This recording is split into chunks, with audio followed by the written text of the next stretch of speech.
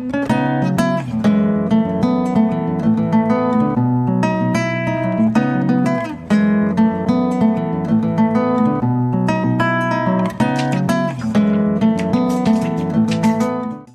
sobat-sobat saya yang mager, kembali lagi bersama saya Marcelinus Joseph Purwanto.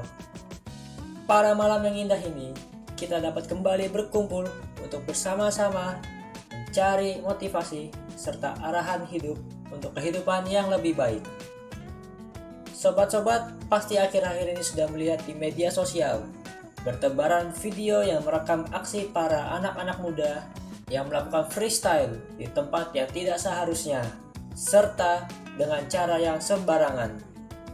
Pasti kita sebagai orang tua merasa aneh ya ketika melihat aksi para anak-anak tersebut.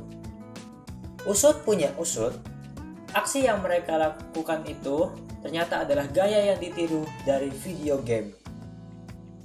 Lalu timbullah pertanyaan, kok bisa ya anak itu tanpa takut menirukan gaya video game? Apakah sang orang tua tidak pernah melarang mereka untuk melakukan hal itu? Beberapa hari yang lalu, saya sudah mencoba berbincang dengan pakar psikologi anak.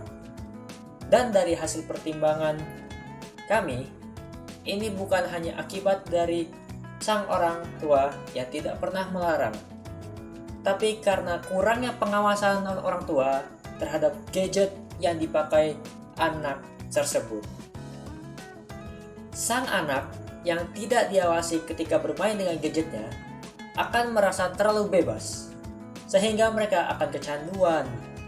Bahkan ketika mereka sedang tidak menggunakan gadget tersebut, maka dari itu, mulai dari sekarang, pantau terus anak Anda ketika bermain gadget. Pastikan bahwa anak Anda menyerap informasi yang bermanfaat untuk mereka. Tapi Pak Marcel, orang tua ini terlalu sibuk untuk bekerja. Kami tidak ada waktu untuk memantau mereka ketika bermain gadget. Maka dari itu, batasi gadget mereka. Buat gadget mereka hanya bisa bermain game di jam-jam tertentu. Lalu, pasang juga aplikasi pemantau gadget agar kita yang bekerja tahu si anak ini sedang apa di gadgetnya. Di masa pandemi ini, semua orang pasti menggunakan gadget mereka dalam keseharian mereka. Iya toh? Nah, entah itu untuk produktivitas atau sebagai hiburan. Namun coba Anda sekali lagi ingat-ingat kembali. Gadget yang Anda miliki sekarang lebih banyak dipakai untuk produktivitas atau hanya hiburan? Kalau masih bingung apa saja yang dikategorikan sebagai produktivitas dan apa saja yang dikategorikan sebagai hiburan, berikut sedikit gambarannya. Hayo sobat-sobat mager, bagaimana? Sudah bisa membayangkan persentase penggunaan gadget Anda hari ini?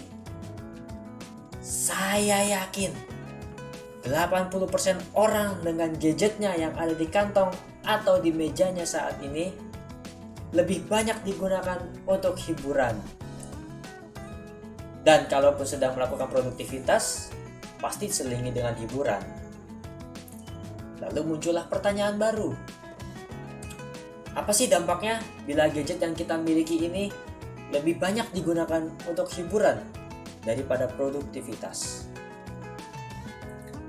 Kalau bagi saya, ya fine-fine aja bila lebih banyak dipakai untuk hiburan.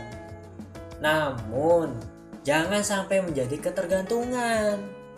Karena bila sudah ketergantungan terhadap hiburan-hiburan yang ada di gadget, bisa saja gadget yang Anda miliki ini tidak lagi menjadi produktif dan akhirnya tuannya jadi mager ketika bekerja. Lalu yang terakhir, bagaimana sih cara kita bisa memaksimalkan penggunaan gadget agar semakin produktif? Yang pertama, Anda harus melakukan janji terhadap diri Anda sendiri dan gadget Anda untuk mengurangi penggunaan gadget sebagai hiburan.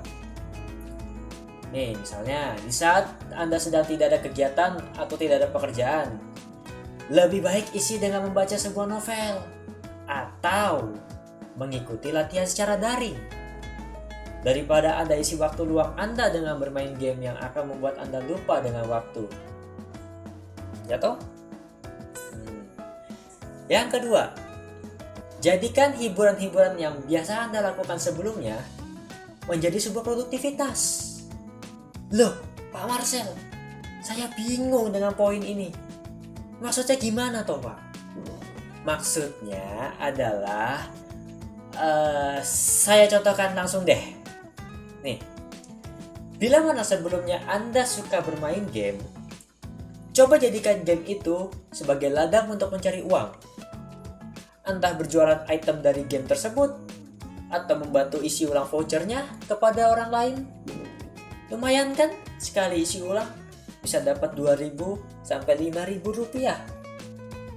Lalu selain itu, yang biasanya Anda suka membaca berita nih. Nah, daripada dibaca, cobalah untuk mempublish berita sendiri. Tidak perlu berita yang besar, cukup berita kecil yang terjadi di sekitar Anda. Kejadian-kejadian yang ada di sekitar Anda. Nah, yang ketiga dan terakhir, stop malas-malasan. Mengapa? Karena rasa malas bisa memancing Anda untuk mencari hiburan. Maka dari itu, buang rasa malas Anda. Coba untuk berpikir produktif dan jadikan itu nyataan. Saya Marcelinus Yosef Purwanto, pamit undur diri dari pertemuan kita hari ini.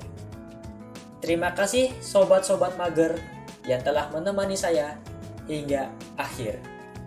Sampai bertemu kembali di lain waktu.